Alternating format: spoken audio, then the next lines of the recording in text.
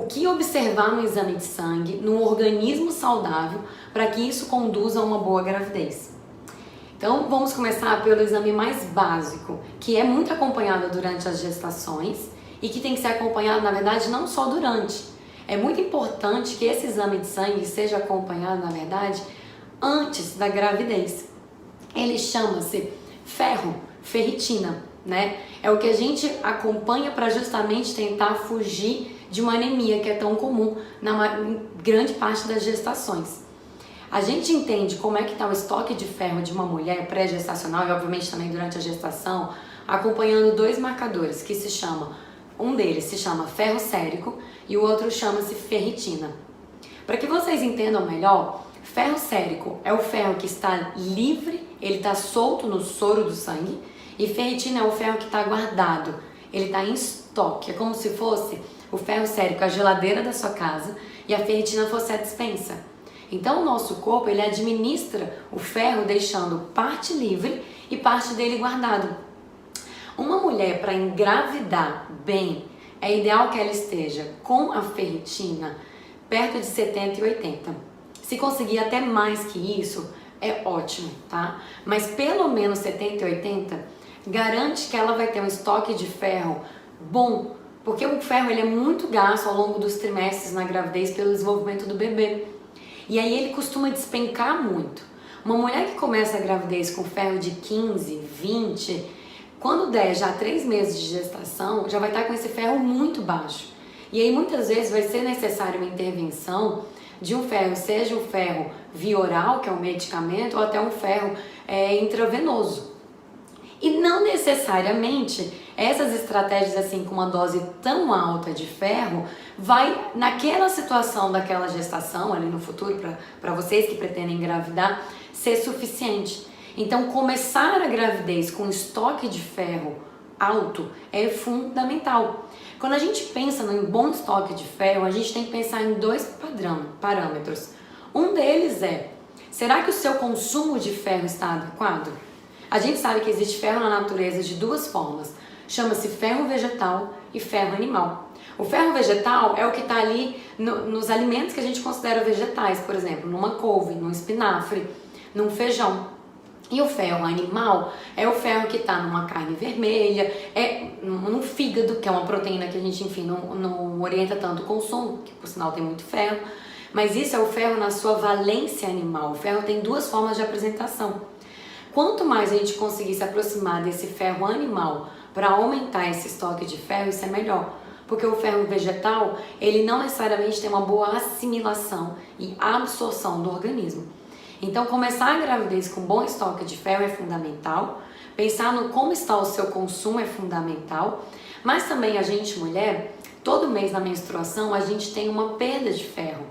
Então, muitas vezes, mais do que pensar no tanto de ferro que você consome, é interessante observar se o fluxo menstrual que você tem, que às vezes pode estar sendo muito intenso, tem mulheres que menstruam 7, 10, 15 dias, e esse nível de menstruação tão intensa pode proporcionar uma perda de ferro muito maior.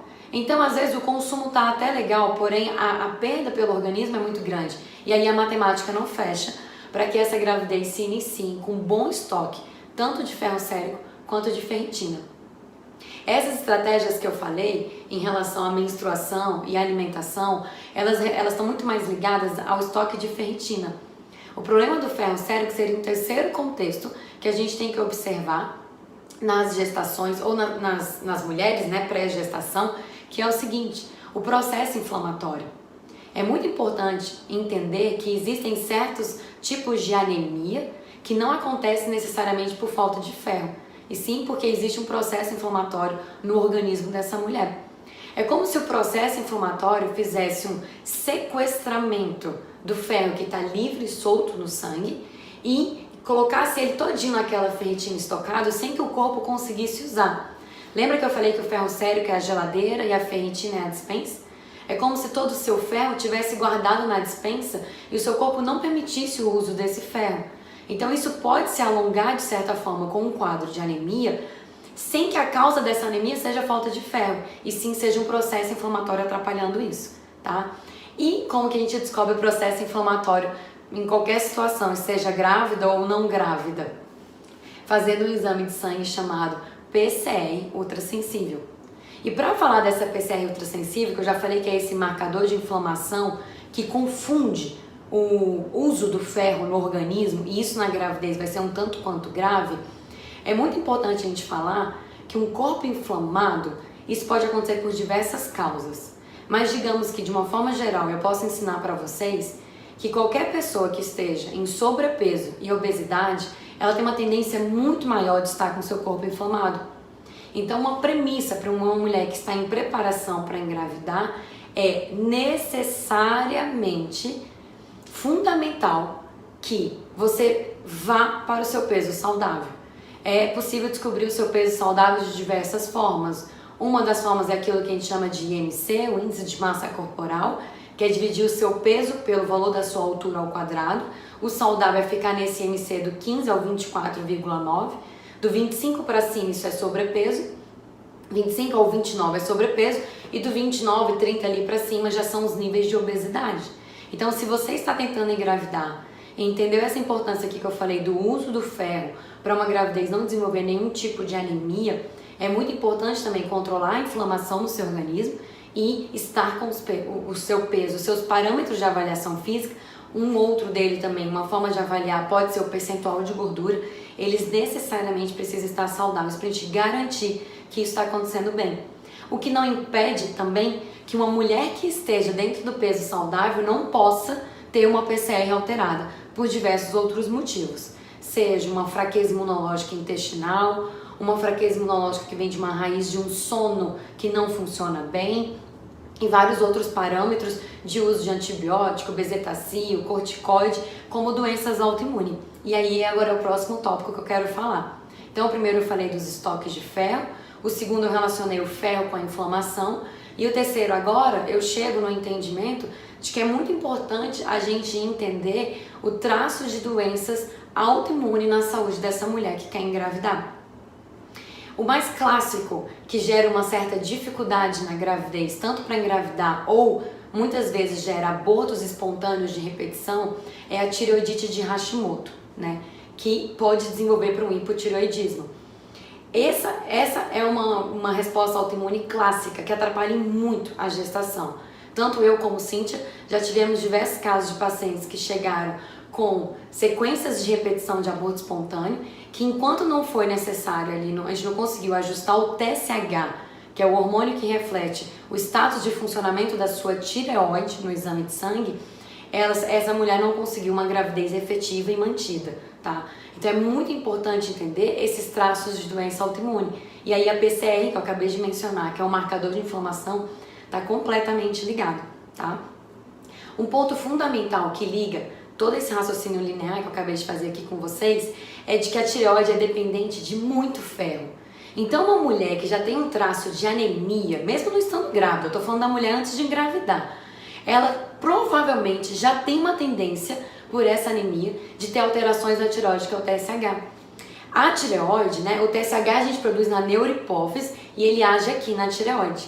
Todo o funcionamento da tireoide é dependente de ferro, zinco e selênio.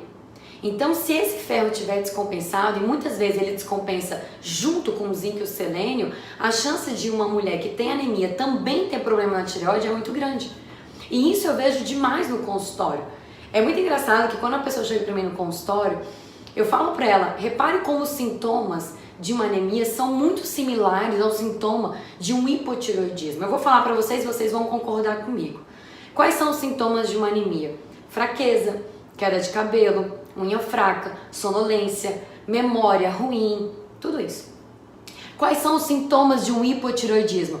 Fraqueza, sonolência, memória fraca, queda de cabelo, e, enfim, essa é indisposição. E isso só confirma o que eu tô falando para vocês, que uma anemia praticamente predispõe uma alteração de tireoide, tá? As alterações de tireoide podem ser do tipo hipotireoidismo, que está ligado a uma falta de iodo ou algumas outras alterações, mas o que mais atrapalharia uma gravidez é a do tipo autoimune, que eu linkei ali com a PCR ultrassensível, é a tireoidite de Hashimoto.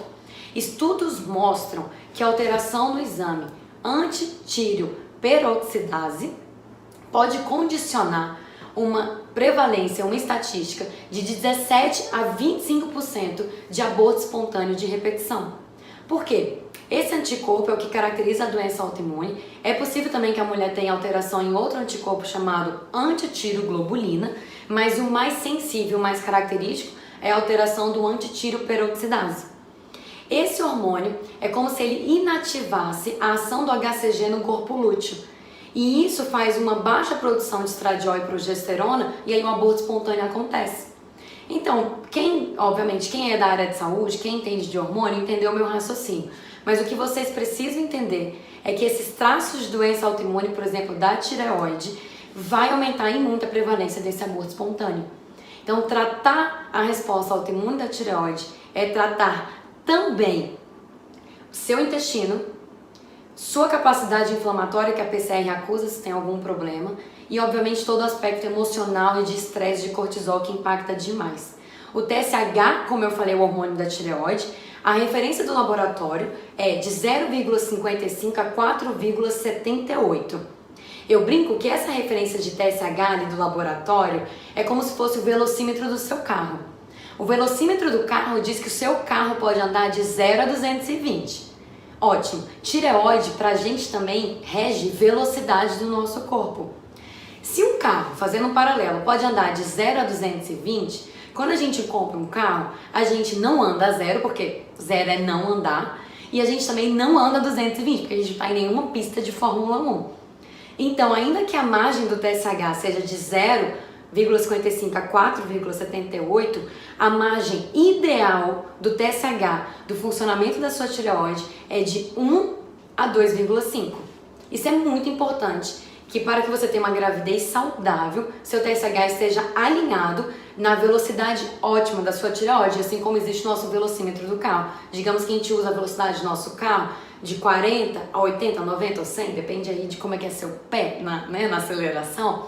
E tem gente que tem geneticamente padrões de tireoide que funcionam melhor e pessoas que funcionam pior. Tudo bem, isso é potência do seu carro, da sua tireoide. Mas o mais importante é a gente deixar esse TSH saudável se o seu problema for hipotireoidismo. Mas é possível, como eu falei, tem estudos que relacionam que mulheres com TSH normal, tudo bem que talvez o estudo não usou esse meu critério de ideal, normal é uma coisa, ideal é outra. Mesmo com TSH normal, porém, alteração na antitiroperoxidase, e isso já foi uma justificativa para a maior recorrência de aborto espontâneo. Tudo bem? Então a gente já falou de ferritina, a gente falou de inflamação e a gente falou da tireoide. Um próximo aspecto muito importante de a gente falar é um outro hormônio também hipofisário. Entenda que hipófise é um controle cerebral da nossa glândula que a gente fala pituitária, que daí influencia nos hormônios que vão para o corpo, e esses hormônios geram cascatas de outros hormônios. Nosso corpo é assim, é uma máquina um pouco complexa para que ele tenha mais controle. Outro hormônio que está ligado à ovulação, à pré-gravidez, a condições de gravidez na nossa hipófise, chama-se prolactina. A prolactina é um hormônio que a gente produz para produzir leite quando está grávida e quando está amamentando. Porém, acontece que algumas mulheres podem ter aumento de prolactina, mesmo não estando grávidas e mesmo não amamentando. O que significa que, se elas estão com essa prolactina alta, e isso na mulher grávida e amamentando, é um dos fatores que impedem que a mulher ali durante o aleitamento e a gestação não fique ovulando, porque ela já está grávida e ela está amamentando. Então é como se fosse um processo de contracepção natural, esse aumento da prolactina. É uma defesa do organismo manter a prolactina mais alta. Só que, como eu falei, algumas mulheres têm esse padrão de prolactina mais alta mesmo não estando grávida nem amamentando. Por que isso acontece? Por um efeito de falta de informação, falta de feedback, a gente chama assim, quando a gente estuda os hormônios, de dopamina. A baixa dopamina faz com que essa prolactina aumente e isso gera na mulher alguns processos de anovulação, ou ainda que ovule isso não seja efetivo, tá? Então é muito importante dosar o hormônio chamado prolactina. Eu não sei de qual a referência desse hormônio, eu sei que o laboratório fala que eu acho que pode até 29. Mas eu costumo dizer para as mulheres que estão tentando engravidar que quanto mais baixa a gente deixar essa prolactina, melhor. Eu confesso que eu gosto dela ali no máximo em 12, 14. Mas eu já atendi algumas mulheres que essa prolactina ia não só até 29, ela ia para 36, 44, 55. Então eu precisei usar estratégias nutricionais para aumentar dopamina. Muitas delas são manipulados. Pode ser a maca peruana, pode ser o panax ginseng, a própria curcumina, que é a cúrcuma que está no açafrão, é um dos fatores que ajuda a aumentar essa dopamina. E claro, o fator principal para essa dopamina controlar a prolactina é o estresse. Tem que saber controlar o estresse. Porque o que acontece quando as mulheres começam a tentar engravidar e não conseguem? Elas vão ficando mais ansiosas, mais estressadas, e a chance de, se essa for a causa dela, de, digamos aí, infertilidade ou dificuldade em engravidar, isso na verdade vai aumentar cada vez mais. Eu já atendi, já tive no consultório uma paciente assim, que eu não estava conseguindo controlar isso aí aumentando. Então a estratégia com ela era mais técnicas de relaxar, era mais acupuntura, outras estratégias, porque as nutricionais não estavam sendo suficientes, tá bem? Pra gente entender o impacto do estresse, eu já vou fazer o gancho com o próximo aspecto que gera essa dificuldade em engravidar, ou pelo menos tem que ser observado antes de tentar engravidar, que é o cortisol. Cortisol é o nosso hormônio que as pessoas estão acostumadas a entender que é o do estresse, mas eu costumo dizer que não é o do estresse. Na verdade, o cortisol é o hormônio que nos dá disposição. Ele nos acorda, ele nos desperta. Então o cortisol ali 7, 8 da manhã tem que ser o pico máximo, e ao longo do dia esse cortisol vai caindo bem baixinho para que a melatonina, que é um hormônio antagônico, suba. Então esse cortisol ele tem que estar controlado para que ele esteja alto no momento certo e baixo no momento certo. É claro que uma pessoa estressada, ela vai descontrolar essa curva. Ela vai acordar cansada, atrasada, de um sono ruim, e ao longo do dia esse cortisol vai aumentar porque ela está no trabalho, ela está tomando muita cafeína, ela está no trânsito, ela está irritada, tá? Então o alinhamento dessa curva do cortisol é fundamental, porque a melatonina é o hormônio de efeito mais antioxidante. Eu vou falar para vocês da importância do efeito antioxidante na capacidade ovulatória, mas tem estudos que falam que a qualidade do folículo na produção dele, assim como na nidação da parede uterina, depois da concepção ali, da mulher que está tentando engravidar, é dependente do status desse cortisol de forma saudável e, consequentemente, da melatonina. Então, ter uma boa rotina de sono, de disposição, não exagerar no café, é fundamental para que a gente tenha tanto um processo ovulatório quanto uma futura nidação boas, com qualidade. Tudo bem? Então, daí eu juntei a prolactina com o cortisol.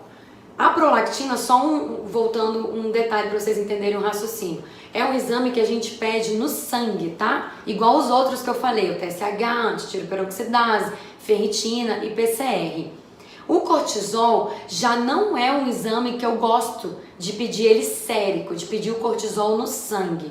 Eu gosto de que a gente avalie o cortisol na saliva. Acontece que os hormônios, quem dera um dia a gente chegar em avaliar todos os hormônios só na saliva, é a forma mais ideal. Porque quando a gente faz a coleta do sangue, o laboratório pega, ele centrifuga. E na centrifugação acontece aí um pouco de alteração na resposta hormonal que vai acontecer. Então o hormônio, ao invés de ser avaliado no soro do sangue, que vai ser centrifugado, o certo é ser avaliado na saliva. Então a maioria dos planos de saúde hoje em dia já cobre a avaliação do cortisol na saliva. E aí eu gosto de pedir, não é um cortisol do dia. A gente só faz uma curva quando a gente tem 3 pontos. Um ponto é uma avaliação isolada, 2 pontos a gente faz uma reta, isso não quer dizer nada, e 3 pontos a gente cria uma curva. Como eu falei pra vocês, o cortisol tem que ser alto de manhã, entre 12 e 14, mais ou menos às 16 tem que ser a metade, entre 6 e 7, e às 23, 22 tem que ser o mais baixo possível, que eu falo que o ideal é menor que 1,5. Assim eu construí um gráfico, então não adianta a solicitação de um ponto do cortisol e nem no sangue. Tem que ser 3, tem que ser na saliva, para a gente entender esse impacto desse estresse na produção, na capacidade ovulatória, como também na nidação, que é a fixação do embrião. Tudo bem até aqui? Eu tô vendo que tem algumas dúvidas, e aí eu vou deixar para responder as dúvidas ao final, eu vou voltando nelas, tá? Eu vou continuar aqui só para eu não perder o raciocínio. Pois bem, depois que a gente falou de todos esses parâmetros até agora, eu vou falar agora dos parâmetros que são ligados exatamente à capacidade ovulatória, né? Eu falei que o TSH altera isso aí, a prolactina também, são padrões hipofisários, mas agora eu quero falar dos hormônios femininos. Depois que uma mulher engravidou, se ela é uma mulher com uma tendência a baixa progesterona, isso pode gerar uma dificuldade na permanência do embrião. E aí, mais uma vez, vai ser uma condição de um aborto espontâneo, tá? Como que você hoje, não grávida, avalia se você tem uma baixa produção de progesterona? Você vai se observar que do dia que você ovulou até vir a menstruação, você tende a ser uma pessoa com mais TPM, assim como você pode perceber no seu ciclo menstrual que antes de a menstruação vir, efetivamente falando, acontecem umas borras, uns spots. Essas borras antes da menstruação mesmo vir, pode já indicar uma baixa progesterona. E numa futura gravidez, essa baixa progesterona, da fase do ciclo que a gente fala da ovulação até a menstruação, pode ali dificultar essa fixação do embrião, essa permanência do embrião, tá? Então é importante a gente considerar a avaliação dessa progesterona. Daiane, como que a gente melhora a produção dessa progesterona?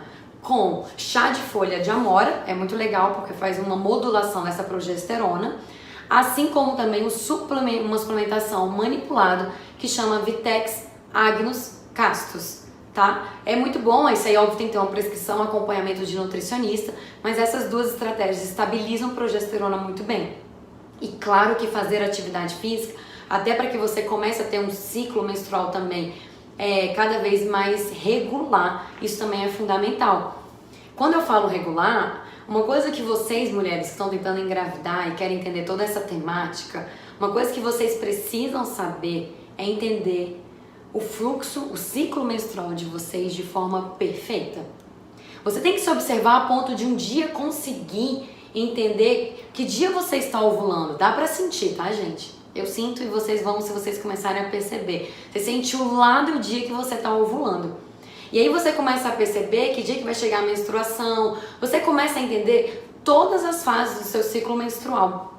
Isso é importantíssimo, tá? Porque assim você começa a entender onde está faltando hormônio, porque o corpo fala. Eu posso falar aqui estradiol, progesterona e tudo mais, mas isso manifesta no seu corpo alterações também. Então, já fazendo um gancho de mulheres que não têm o ciclo menstrual ajustado, a maior causa disso acontecer chama-se síndrome de ovário policístico. É quando a mulher ela faz um exame de imagem e ali no ovário existem vários cistos. Quem dá esse diagnóstico, quem acompanha esse diagnóstico, obviamente, é a ginecologista. Nenhuma nutricionista vai fazer diagnóstico com vocês.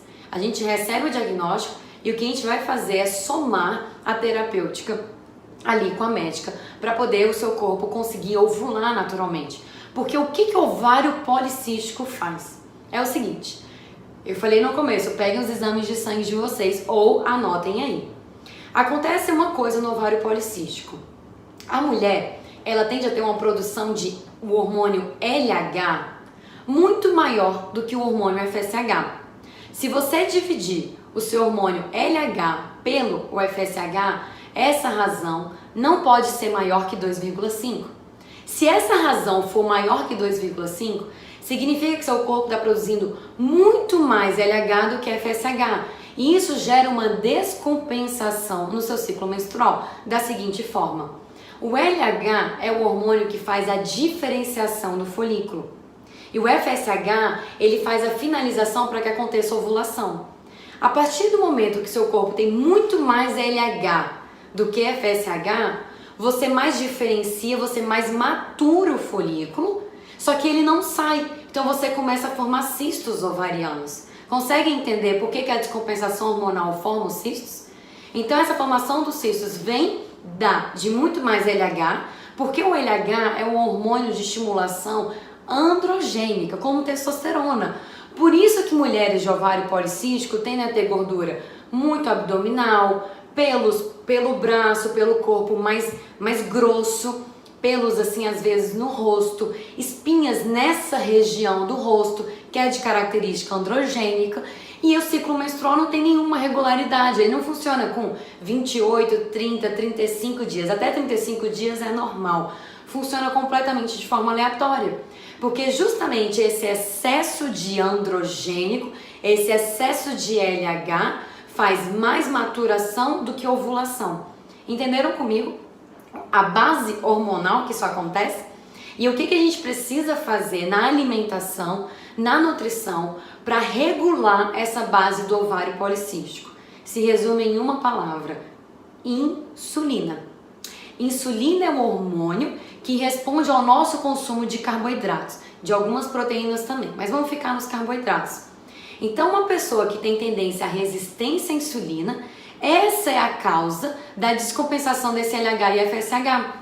E a descompensação da insulina, essa resistência vem porque existe fator genético, existe, mas muito forte também, além do genético, o hábito de vida dessa pessoa. O consumo de muito carboidrato refinado, comer sempre só carboidrato, farinhas brancas, pão branco, usar muito açúcar e ser uma pessoa sedentária potencializa muito essa resistência à insulina e isso vai desequilibrar, formando muito mais hormônios androgênicos, levando a síndrome de ovário policístico. De forma nutricional, a gente precisa baixar a insulina. Isso não é só para quem quer engravidar, gente. Isso é para absolutamente todo mundo. Mas é fundamental para quem quer engravidar, porque inclusive baixar essa insulina é o que vai evitar na gravidez também o mais clássico, que é o medo das grávidas, é a diabetes gestacional. É um risco para a mãe, é um risco para o bebê. E isso está ligado à resistência à insulina, tá? Então é muito importante baixar essa insulina e usar uma manipulação hormonal que a gente faz via nutrição, que a gente chama de estimular a aromatase e inibir 5-alfa-redutase. Concluindo, na prática como é que a gente faz isso? Usando canela, usando semente de linhaça ou farinha de linhaça, de novo, usando a cúrcuma, usando o chá verde, ele faz esse alinhamento de produção de hormônios androgênicos um pouco mais baixo. E claro, é muito importante diminuir o consumo de alimentos inflamatórios, álcool, açúcar, farinhas refinadas e obviamente o sedentarismo, tem que eliminar isso, para a gente conseguir alinhar o ciclo menstrual. Já tive diversos casos de pacientes que foi possível alinhar o ciclo menstrual com estratégias nutricionais e outras pacientes nem tanto. Foi necessário, no caso delas, uma intervenção médica, não de anticoncepcional para alinhar o ciclo, mas sim de medicamentos, que é de escolha da médica, controladores de insulina, e as minhas estratégias nutricionais se somavam a essa estratégia da médica, tá? Então, já fazendo o gancho do que eu falei do ovário policístico, já falei da insulina, que é o que leva ao maior problema, que é bem comum na gravidez, é a diabetes gestacional. O controle vai ser igual esse do ovário policístico, que é controlar a insulina, tá? Outro aspecto que é importante controlar antes da gravidez é a pressão arterial, porque óbvio, assim como a diabetes é um risco para a mãe e para o bebê, o risco de eclâmpsia, né, que a gente chama de pré-eclâmpsia ali, quando a mulher tem que antecipar o parto, porque a pressão está com uma tendência mais alta. A insulina também mexe no controle de pressão. Os hábitos de vida também alteram o controle de pressão, né, e a falta de atividade física também vai ser um padrão. Vai ser uma mulher, muitas vezes, com uma tendência a um inchaço muito grande durante a gestação. Então, todos esses aspectos têm que estar muito bem controlados antes de engravidar, para que seja uma gravidez tranquila. Gente, tentar arrumar tudo isso que eu tô falando, ferritina, tireoide, inflamação, insulina, e VLH e FSH, se tá grávida é porque deu certo. Mas tudo isso que eu falei durante a gravidez é muito complicado, tá? É muito importante que vocês tenham esse cuidado pré-gestacional, para que seja uma gravidez tranquila para a mãe e para o bebê, tá? Gravidez sem intercorrência deixa saudade. Gravidez com muita intercorrência é aquela mãe que morre de medo de engravidar de novo. Não sejam vocês essas mães, tá?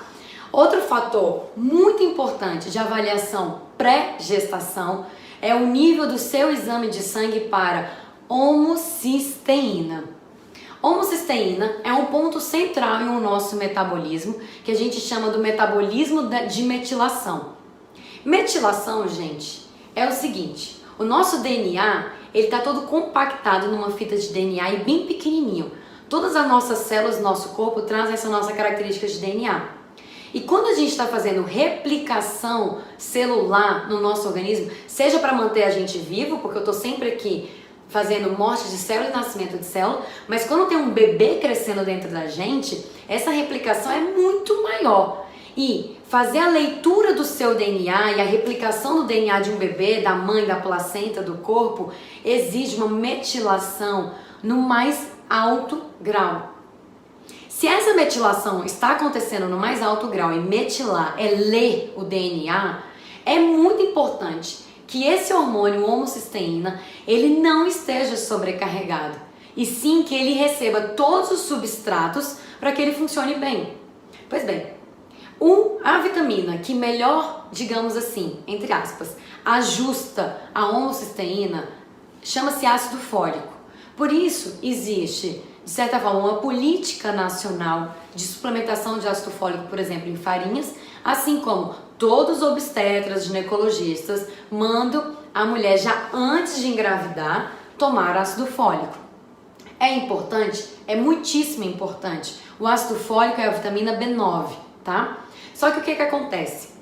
A referência de indicação de consumo de ácido fólico para uma mulher saudável, se eu não me engano, vai de 200 a 800 microgramas. Eu acho que é mais ou menos isso, posso estar confundindo.